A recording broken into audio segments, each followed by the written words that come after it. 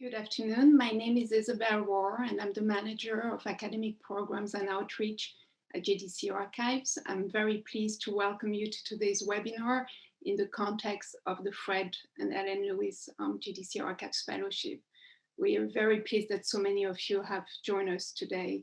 I'd like to start by saying a few words about JDC Archives. JDC Archives holds the records of the American Jewish Joint Distribution Committee since its creation about 106 years ago. As such, it is one of the most important repositories for the study of modern Jewish history. Scholars from around the world, as well as filmmakers, journalists, family researchers, use our collections for their research. We also offer fellowships to enable scholars to conduct research in our archives.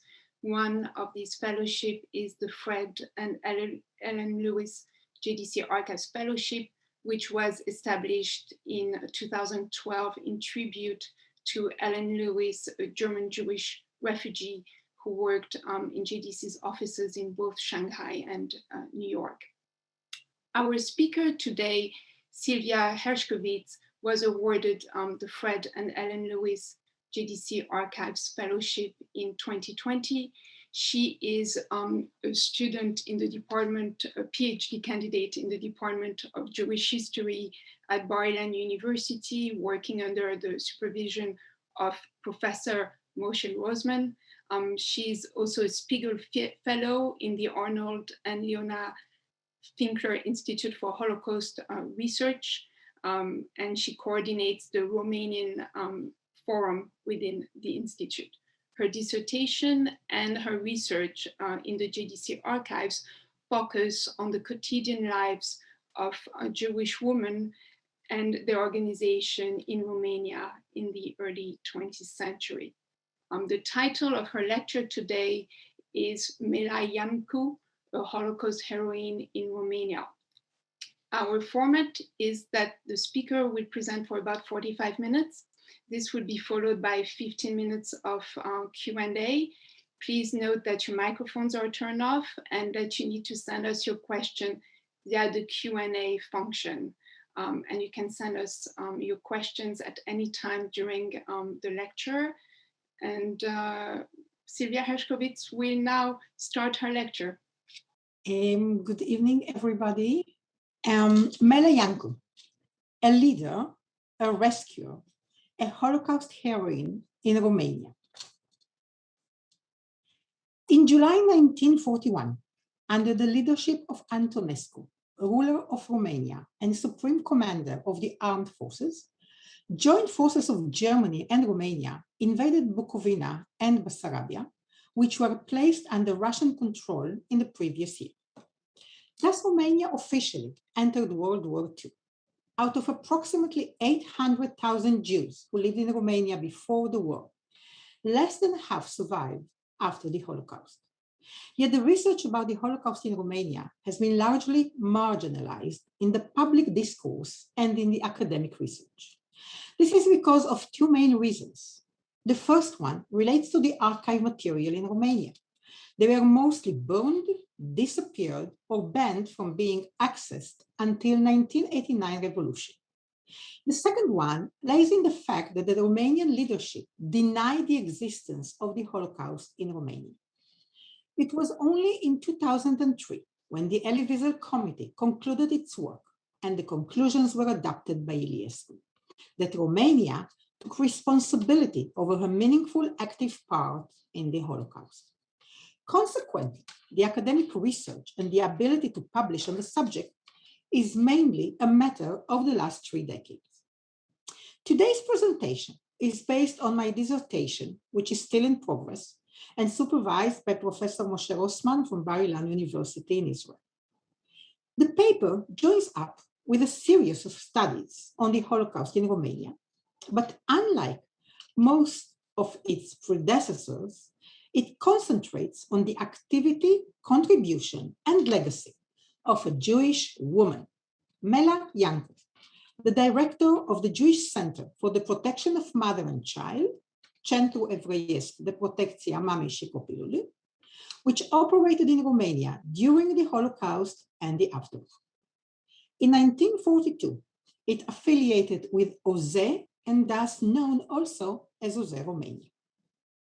The paper will emphasize Iancu's activity as a leader, a heroine, as a director, a hierarchical oddity among the Jews of Romania at that time.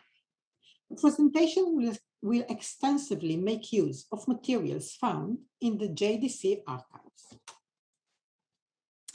So, who was Melayanko? What was her background? And how has the environment she grew up in helped her fulfill her role? What was her part in caring for the Jewish children and their mothers, in negotiating the repatriation of the Transnistria orphans and caring for them once they returned to Romania? What lies at the core of her activity, and what can be learned about women's role in times of war and crisis? How did Iancu manage to mobilize prominent personalities in the Jewish and Romanian communities, the American Jewish Joint Distribution Committee, and the Red Cross for the center's activity?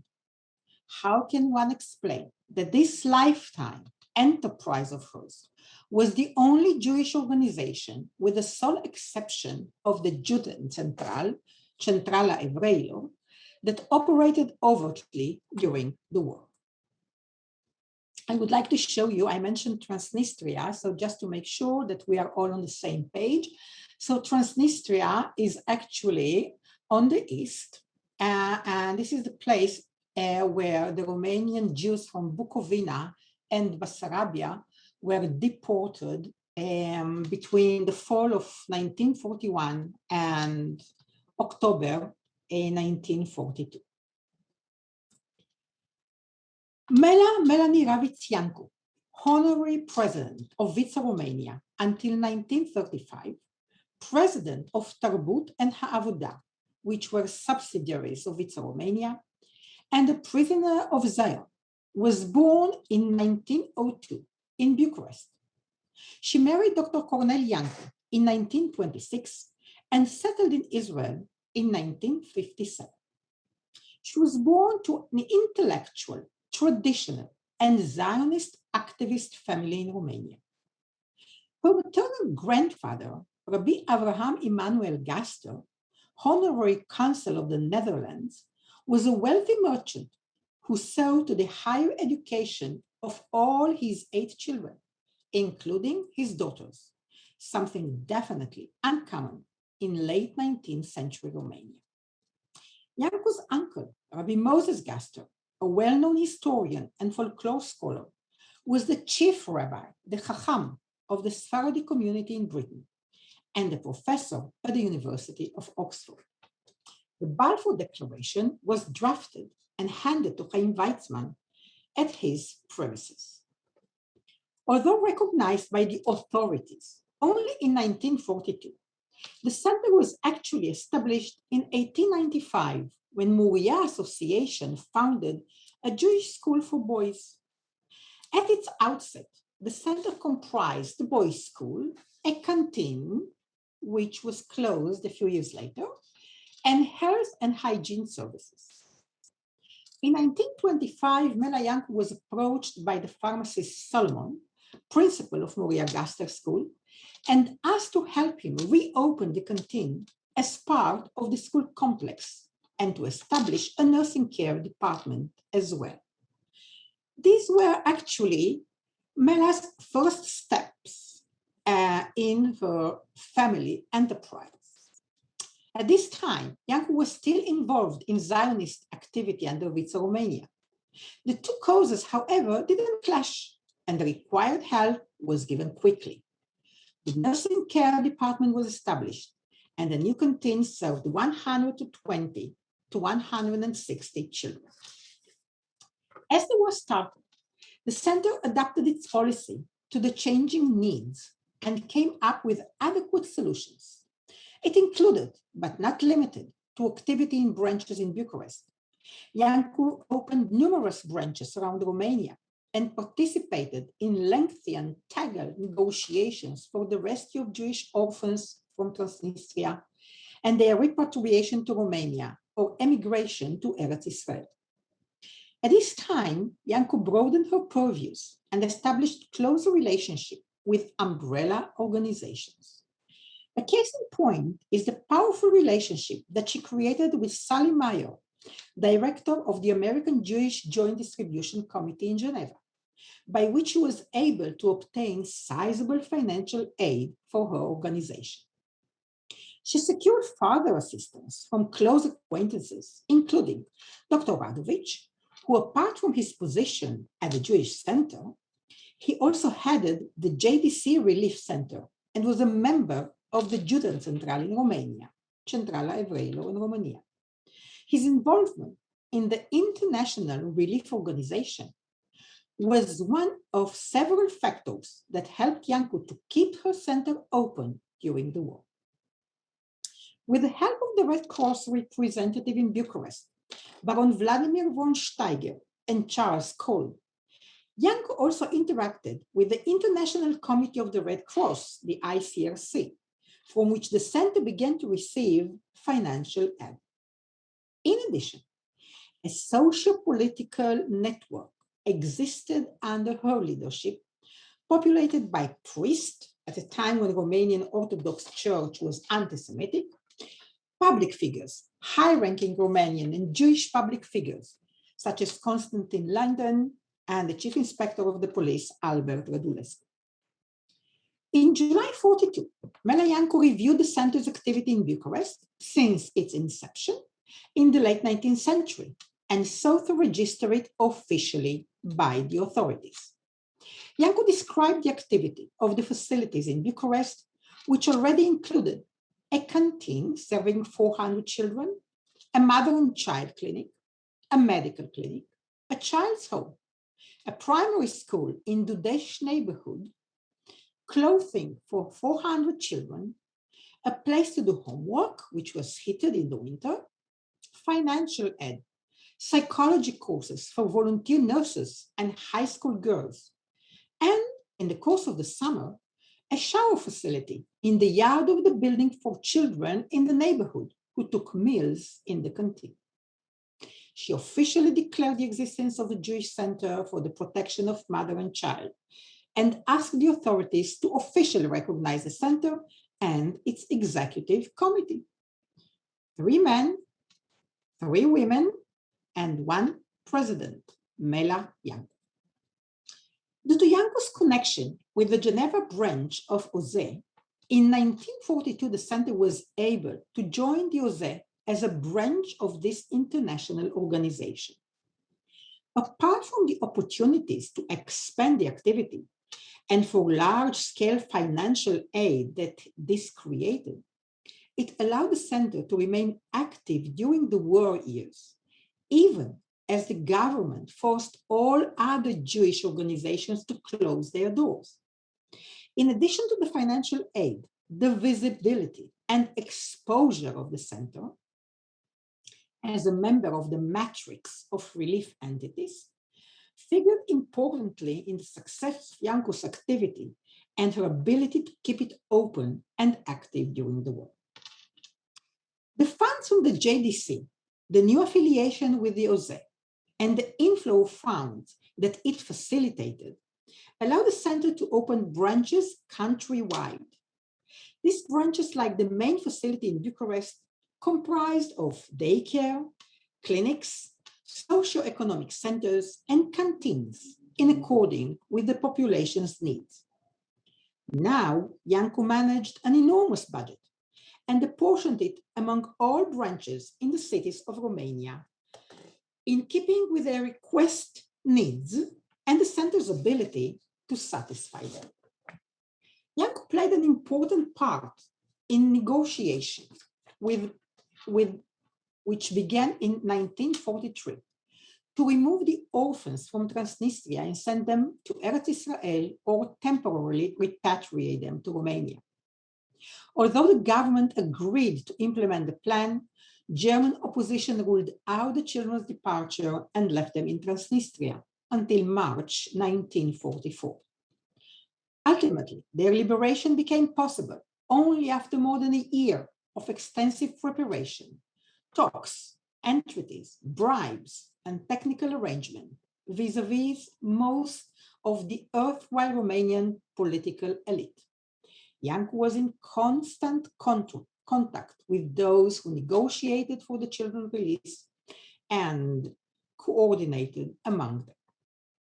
On the morning of March 6, 1944, a train from Mogilev rumbled into the station at Iași with 1,514 children abroad. Despite the order to repatriate the orphans, their wretched conditions, and the payment of all expenses related to their repatriation by the Jewish community, Romanian and German military were awaiting at the station.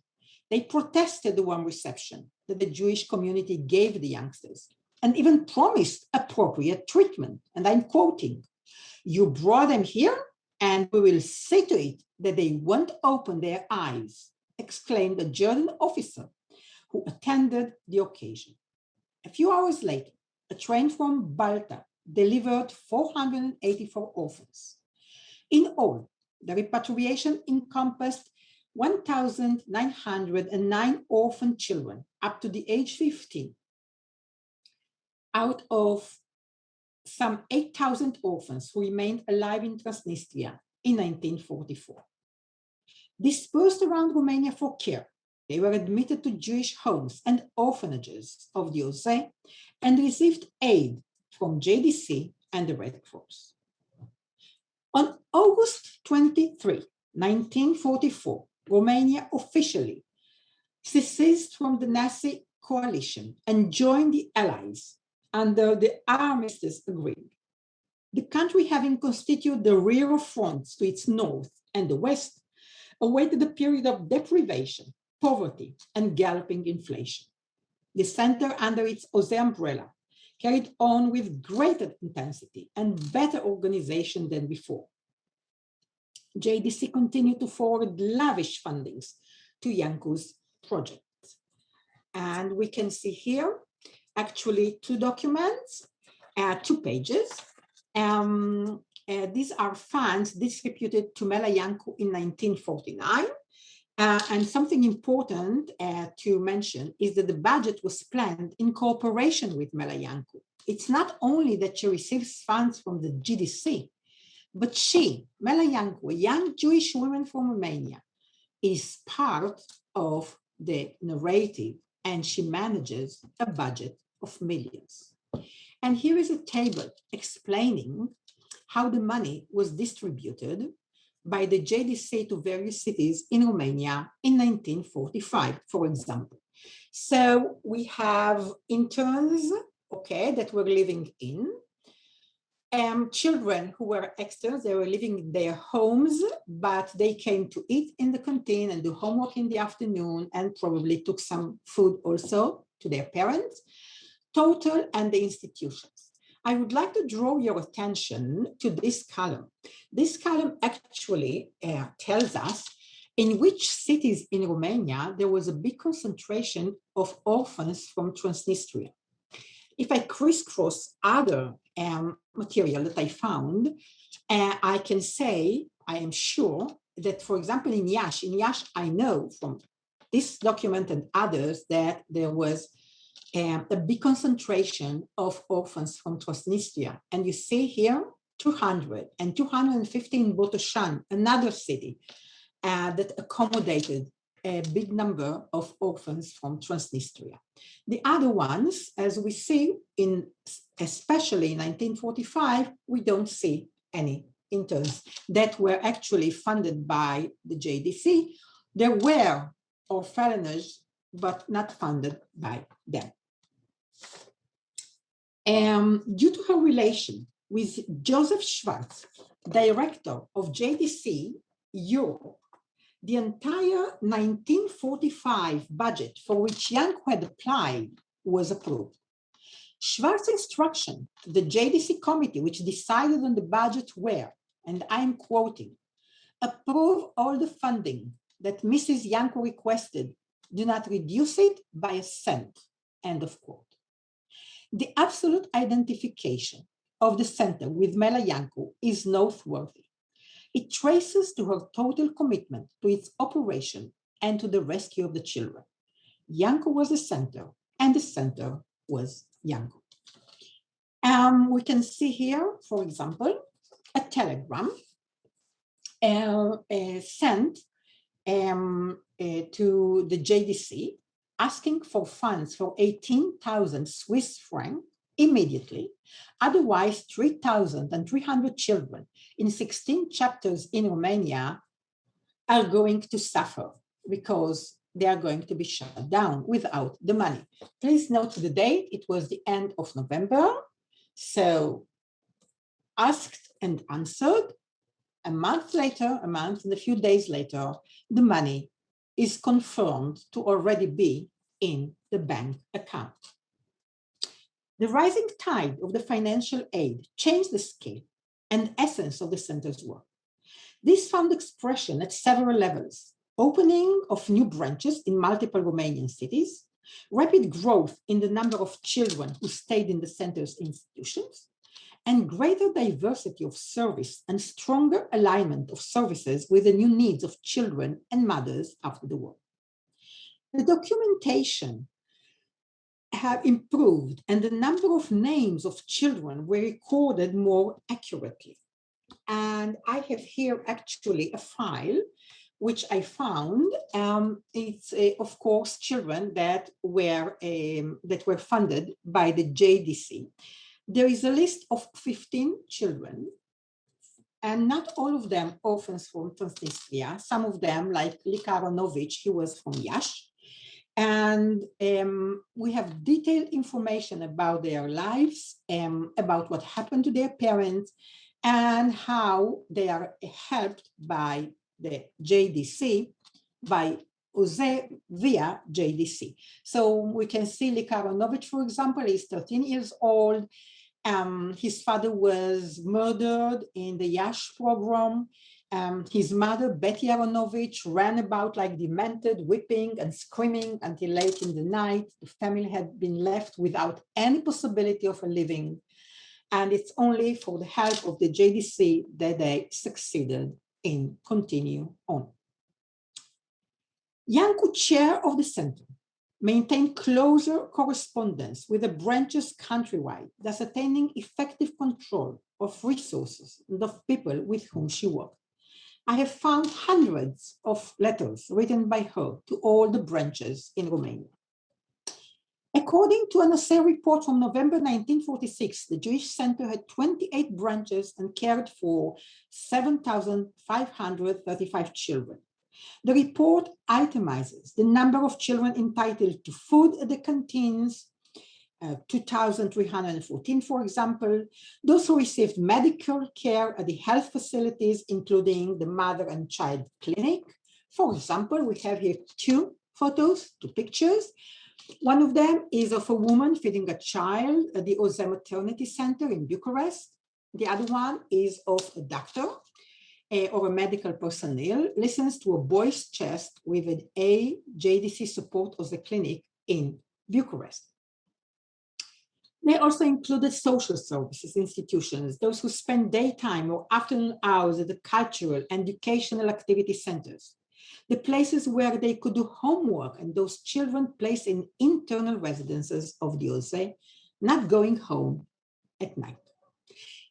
These data elicit a portrayal of the Jewish population that year, an economically weak collective that lacked government medical care, parents who were unable to take care of their children in the afternoons, and the large number of orphans. Okay, here we have some pictures from relief supplies that are stored in a JDC warehouse in Romania in 1946. And then the same supplies are distributed to the people who need it. Orphans or their other people, other Jewish people. Those orphans that were from Transnistria. They were war orphans from the Regat and children whose parents had survived but could not afford to keep them at home. In January 1946, The condition of the children and activity in the branches of OSE in Europe and America were discussed at an OSE conference in France. In addition to the reportage from the organization's agents in Poland, France, Britain, and Belgium, William Fischer, the chair of the Judenzentrale in Romania, gave details on what OSE had been doing in Romania since 1942 and recounted the devoted care of thousands of orphaned children. Iancu attended the conference and was even appointed to the OSE World Committee at this occasion. She was mentioned by her name, although Fischer also mentioned her husband, Dr. Cornel Iancu, who didn't run the Jewish Center, but he gave medical care and he was engaged in Zionist activity. He actually was one of the leaders of the Zionist activities in Romania, but he was not running the center. Despite her variegated activities, the male hegemony still struggled to accept the fact that Mela Iancu ran her organization on her own and not in conjunction with Cornel. In view of the general post-war chaos, the regime changed, the need to cover war expenses, and rampant inflation, especially the first half of 1947, the cost of living in Romania leaped. For this reason, the Jew situation also deteriorated. Thus, on OSE report published in March 1947, it shows steep increases in the number of cities that hosted branches of the organization, 48 instead of 28 a year earlier, and in the number of children that it served, 12,800 countrywide, twice as many as in the previous year. The data noted above are consistent with reports on large sums of money that the JDC forwarded to OSE Romania in 1947. By implication, Iancu adroitly channeled the organization assistance to use commensurate with the client's needs and adjusted it to the immediate imperative of more social and medical aid to Jewish children in the community.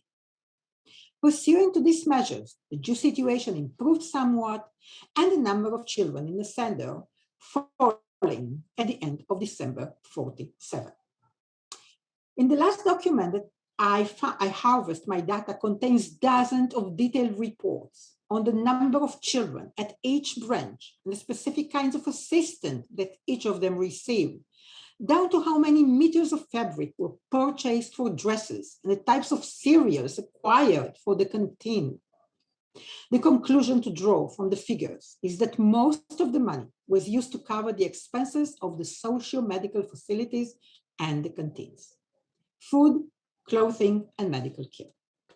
The vital, if not life-saving aid could not have been given had it not been for the aid of the JDC and Iancu's prodigious labors, her social sensitivity, flexibility, and ability to tailor the type of aid to the population needs, her network of connection, and her practice of public relations vis-a-vis the relief and rescue organization that operated in Romania and elsewhere in the time in question. In addition, an additional facility that was founded and funded by the JDC, and it's certainly worth mentioning, is the Agriculture School in Colentina, near Bucharest, which operated between 1945 and 1949. It was not part of the OSE facilities, but alongside with youth who remained in Romania and were now part of the Zionist youth movement, the school also accommodated some of the teenage orphans who have just been repatriated.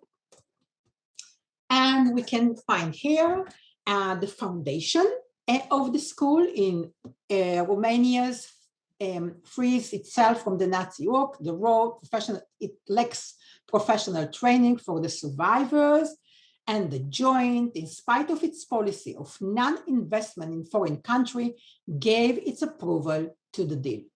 The purchase of the land was made by the joint in association with a group of donors.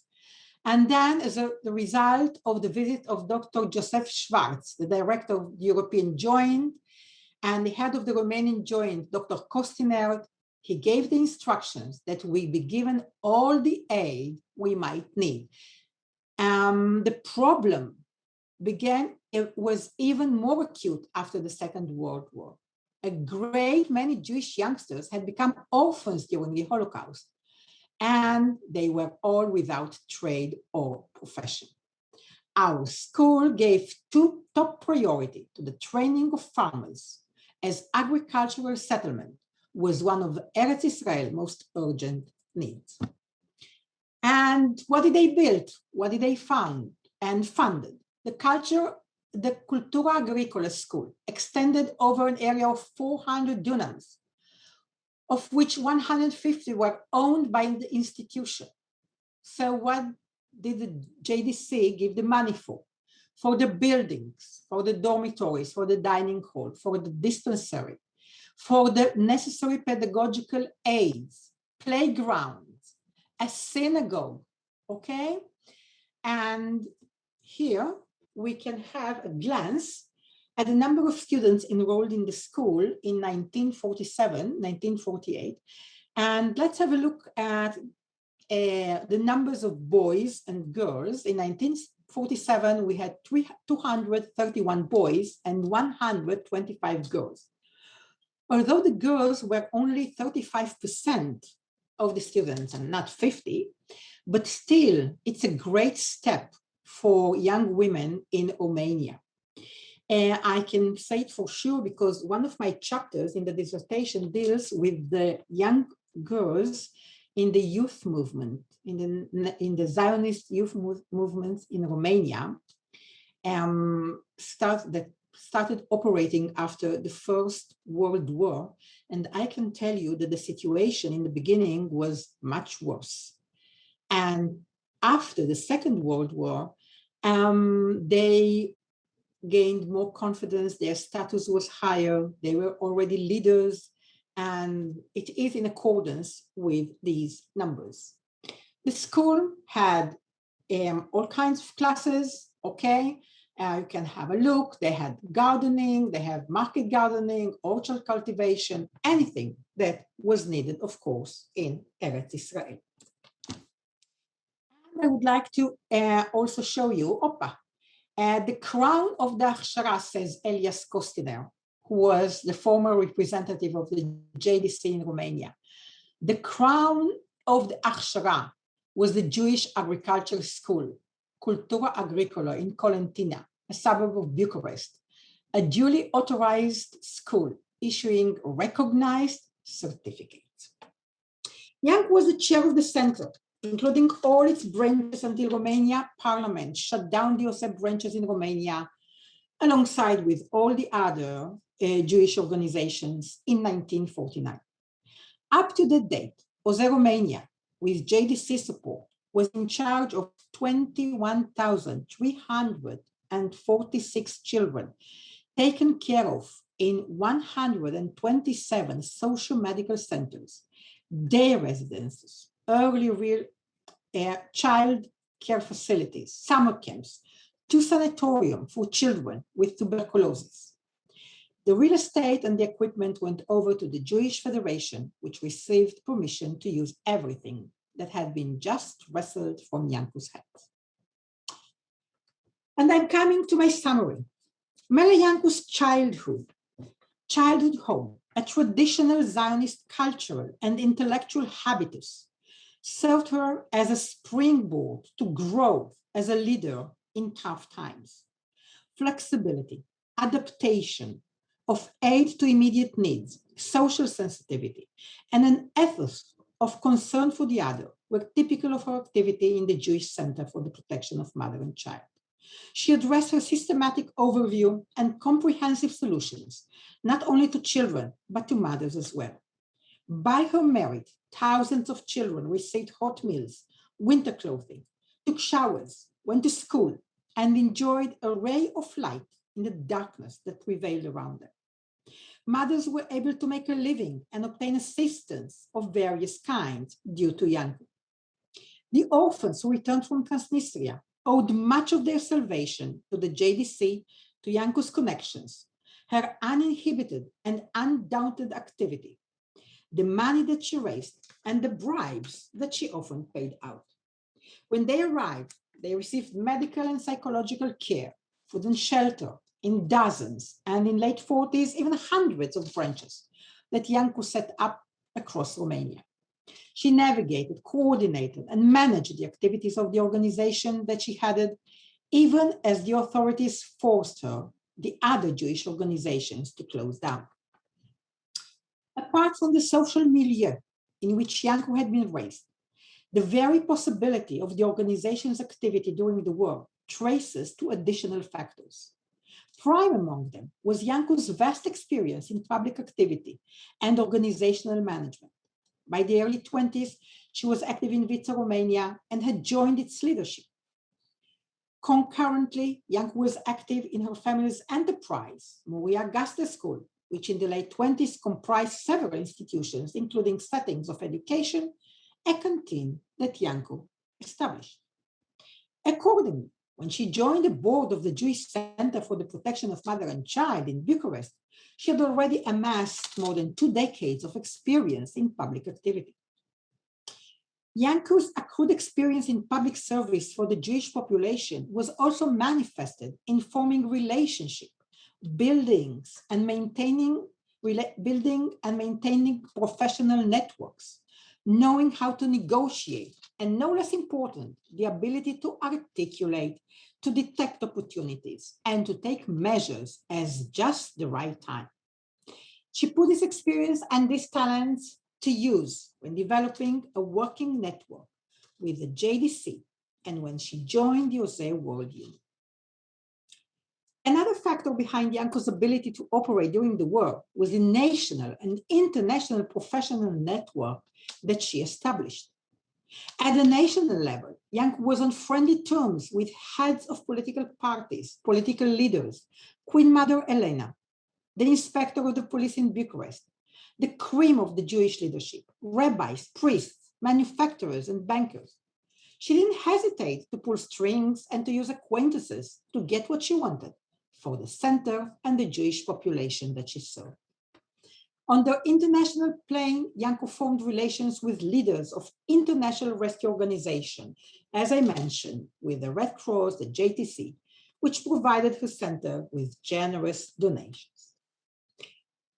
Her center was the only Jewish organization that functioned overtly throughout the war and the Holocaust in Romania, and the only one populated by women and men, but headed by a woman who was identified with it, made its policies, and implemented them doggedly. These achievements, however, should be viewed soberly. Given that almost half of the Jews in Greater Romania were either killed or murdered in the course of the war and the Holocaust, the feats of the Jewish Center for the Protection of Mother and Child, however variegated, were but a drop in the ocean. The several thousand Transnistria orphans who survived, and the tens of thousands of children who received aid in the center facilities across Romania are dwarfed by the sufferings of hundreds of thousands of Romanian Jews whose world collapsed and were left to starve, sent to forced labor, murdered in pogroms, interned in ghettos, sent to Transnistria, or in the case of Jews from northern Transylvania, transported to the gas chambers in Auschwitz. Finally, Mama Mela, as the children of the centers used to call her, was a symbol of determination, inspiration, wisdom, and hope, a savior, a heroine of the Holocaust. By giving her action a voice and inserting a predominantly feminist narrative into the historiographic discourse, I've tried to shape and contribute to the larger effort to revise the historical approach, not by trying to fit the women's experiences to the men's or by filling in the blanks, but by including gender in the historical analysis and research toolbox. Thank you. Thank you, Sylvia, for a very interesting lecture. We now open the floor to questions. Please remember that your microphones are turned off and to send us the questions via the Q&A function. And Sylvia, I see that we already have a few questions in, so I will start reading them to you. The first question is, how was so much money transferred so efficiently and quickly over enemy borders under the conditions of war? During the war, there were 2 years, there were people who were transferring money, and also the money was transferred secretly from secret bank accounts in Geneva or in Switzerland, and Melayanko got to use them. It was not overtly done. She had bank accounts in Switzerland, and she was asked about those bank accounts and the large sums of money when she was interrogated in the 50s. She was imprisoned and interrogated for her activity. And she was asked about those bank accounts in Switzerland. And she said that it was for the center. It wasn't her own money.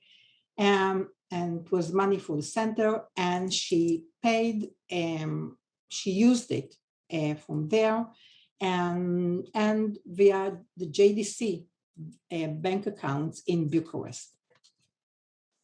And actually, this leads me to another question, which you kind of partly answered, but if you could give us more details. One attendee wrote, I saw that Mela was put on trial in 1954 for Zionist activity. Can you share more about her and what happened after the Holocaust? I think you kind of partly answered that, but if you could tell us a little bit more. Yes, she was imprisoned, and she was found guilty of Zionist activity. She didn't serve the whole term. She was liberated. She was a Asirat Zion. She was liberated in 57, even before her husband, who was also a Zionist activist, was a leader. She was asked, I read her interrogations, her network, she had such a large network of people working with her that it was impossible to say that she wasn't active, of course. So she was sentenced, she was sent to prison and liberated in 57. And again, this leads us to the next question about her life in Israel. One question was, when she arrived in Israel, was she tempted to enter political life? She tried, as a matter of fact, and I was asked about, she tried, but she didn't succeed. And I'm wondering why. She tried to join Mapai. She didn't succeed. She was very disappointed. I found some articles in the Romanian press in Israel, and I know that she was very disappointed, but she just couldn't fit in. She was not accepted. And I talked to some people about it, but I really don't have an answer. When you say she was not accepted, by whom? By the Israeli party, by the Israelis. I don't know, there was, I don't want to generalize, but it was only few people could really get into politics, people coming from Romania, I mean. And I don't know why, but she didn't fit in. She tried. I have some pictures. I talked to her daughter-in-law, and she gave me some pictures of her with political figures of Mapai. And I know that she tried, but she couldn't. She was not accepted.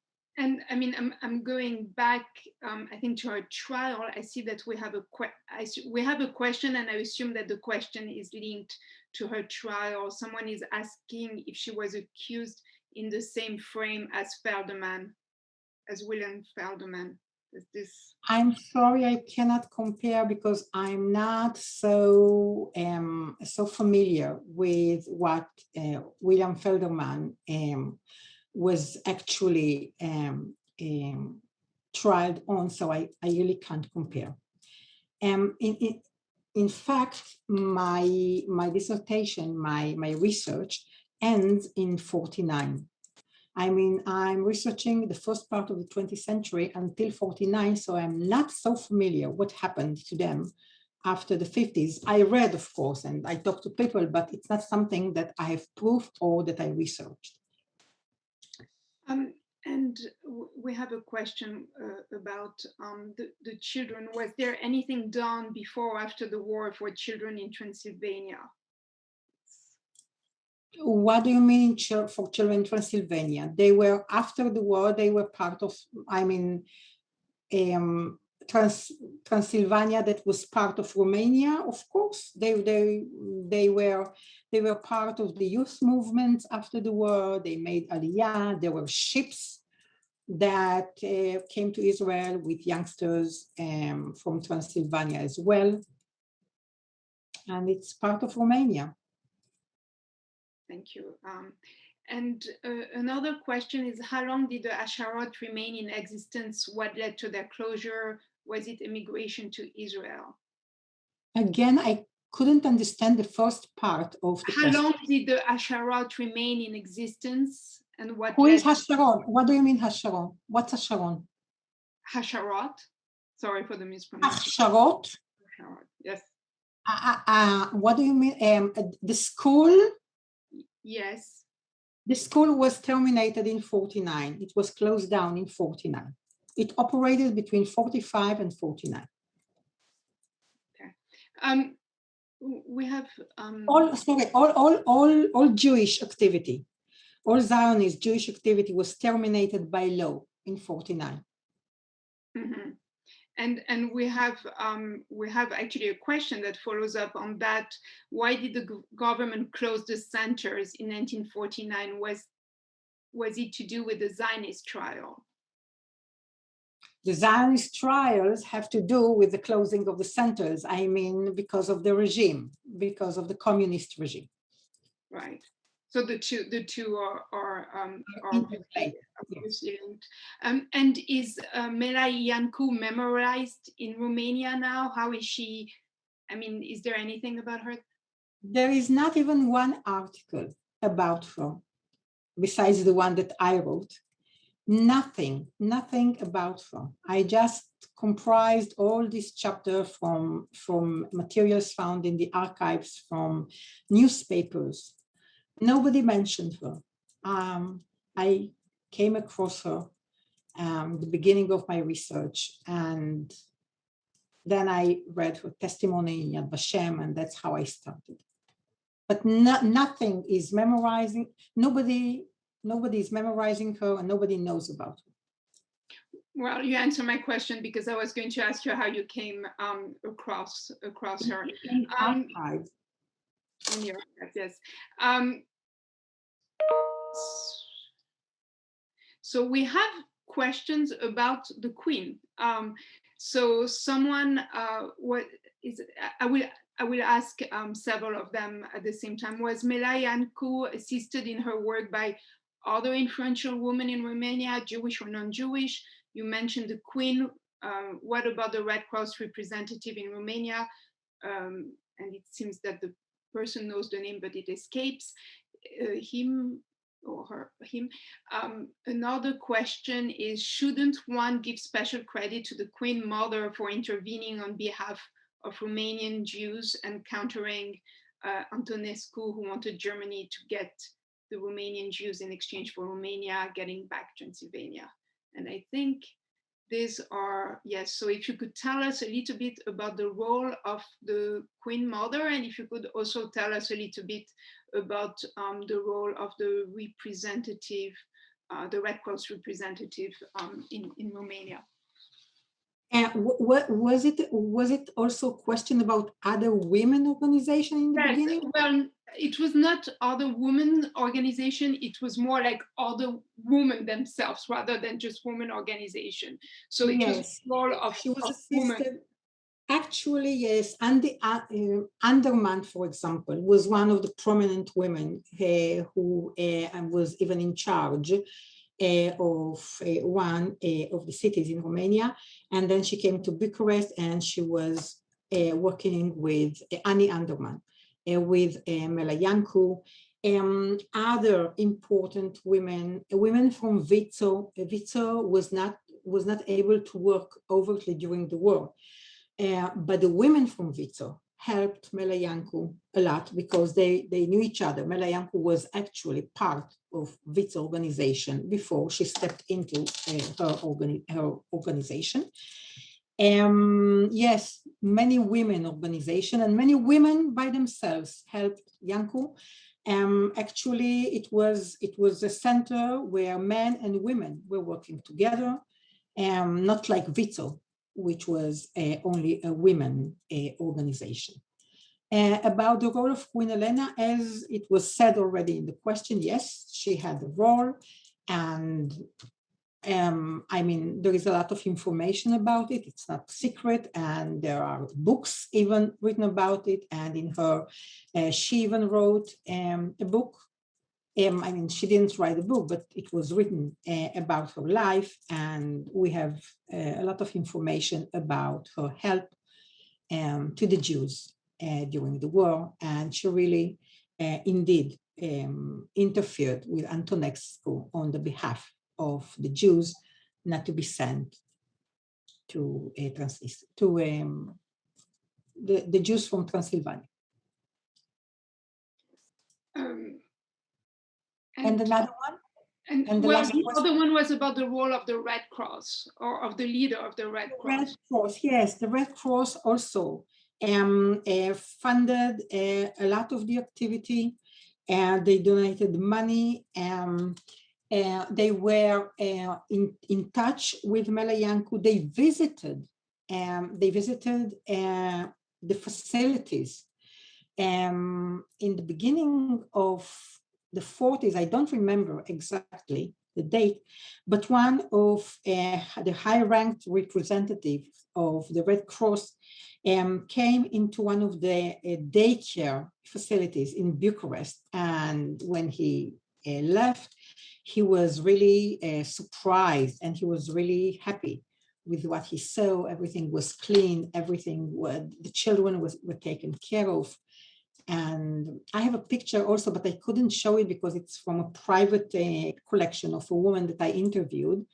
And she had a picture actually when she was 6 or 7 years old, sitting in one of these facilities. She was knitting, she was reading a book, others were knitting, but I couldn't show the picture because, again, it's a private collection of hers, so I couldn't share it. And we have a related question somewhat, because someone wants to know if there is any information on the help priests may have given Jews in Bucharest. I don't know if this is something. Yes, Gala Galaxion was the priest that I was talking about.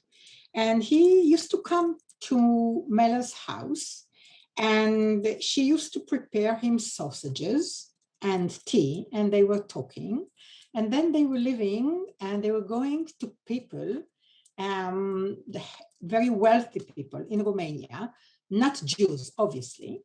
And Gala Galaxion always made an introduction and said how important Mela's activity is, and that he himself, as a priest, he asks them to donate as much as they can. And this is the priest that I was talking about. Aristide Blanc, by the way, a banker, a very well-known banker, a converted Jew, also donated large sums of money to Melayanko. And someone would like to know about the Transylvanian children during the Hungarian occupation. If you could tell us a little bit about.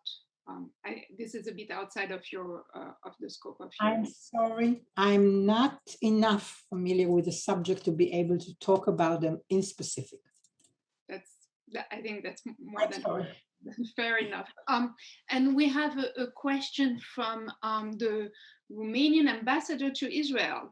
He wants to know if you had access to the archives and materials on Melayanko at the United States Holocaust Memorial Museum. I mean, based on the documents you've shared with us, it seems to me that the answer is yes, but I will let you say more, Sylvia. First of all, I would like to thank him for listening to my conference. And yes, of course, when I was in Washington, I was helped by him, and he really helped me to find a lot of material. I was sent to the archive in the USHM material. And actually, it was a breakout for my research because it was only in the museum.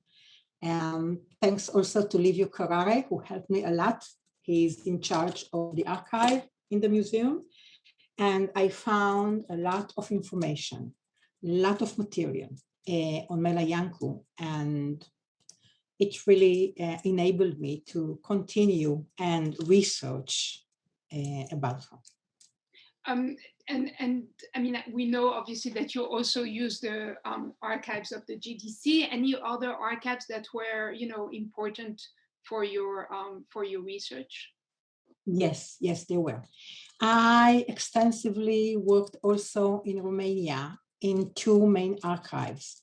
In the Center for Jewish Study, the XIER, headed by Adrian Cioflancă, and in the Securitate archive, the CNSAS archive, and I found beautiful material there. They were very helpful. I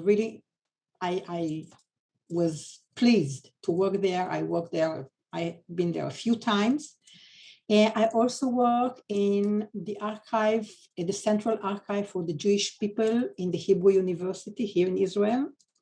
And I was really helped by the archivists there. And I found a lot of materials. I'll ask you maybe 2-3 more questions, and I think that will be it. Why, in your opinion, was so little known about Mela Iancu's achievement in the historiography of the Holocaust in Romania? First of all, she was a woman. She was a woman, so she wasn't so important. Had she been a man, I'm sure many people would have heard about it. That's the main reason. I think that's the main reason, because I mean, if we even compare this organization to WIZO, and WIZO is more known than this organization. WIZO had like a third of people involved, and she had a third of the people that this organization helped. So, by the way, I just forgot her name, but I really would like to mention Miriam Coloianu, who is the archivist in the central, in the archive for the central Jewish people in Jerusalem. And actually, she helped me a lot with Melayanko. Yes.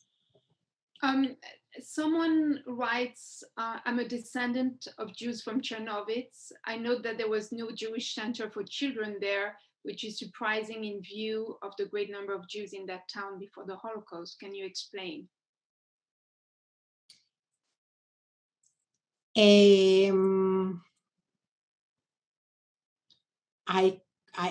actually can't explain it. I can look into it, and if he or she is interested, they can mail me, and I will look into it.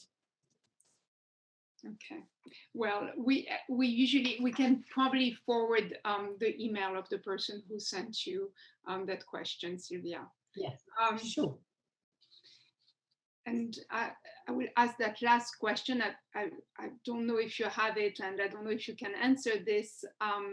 Sylvia, we just have a question that came, and someone asked if you have the list of names of the Jews from Dorohoi that went to Transnistria. To Transnistria. No, I don't have the list. I don't have the list. There are 2 books that were written about the Jews from Dorohoi, and I am almost sure, I don't have the book near me now. It's in the other room, but I'm pretty sure that somewhere in the book you can find the list of people that were sent to Transnistria, because I know that almost in every community book like that, the Rohoi, Galatz, everywhere, they usually publish the names of the people who were sent to Transnistria, but I don't have it now. Sure. Well, thank you very much, Sylvia. Thank you for a fascinating lecture, and thank you for our participants for joining us today. Our next webinar will take place on July 13. Seymour Epstein, JDC's former country director in Morocco, and Yeriel Bahraim, JDC's former country director in Tunisia, we talk about reflections and perceptions on service as JDC country directors in North Africa. The invitations will be sent out next week, and you will also be able to register for the programs via our Facebook page. We hope that many of you will join us again, and also please sign up for our e-newsletter if you'd like to be added to our mailing list for public programs. Thank you all for, again. I would like to say thank you again, and thank you for the fellowship. And I enjoyed working in your archives, and I'm happy I had the opportunity. Thank you, Sylvia.